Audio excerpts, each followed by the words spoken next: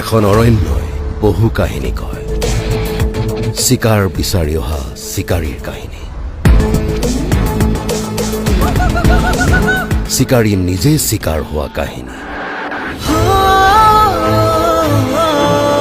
এই অৰণ্যত লুকাই থাকে বহু নৰসাধক।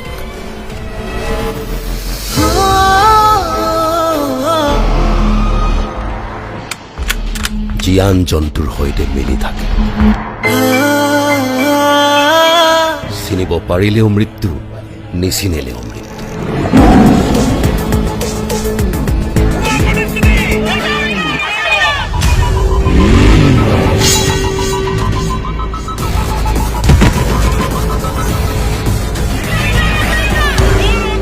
তাইৰ যুঁজ এনে কিছুমান নৰসাধকৰ সৈতে।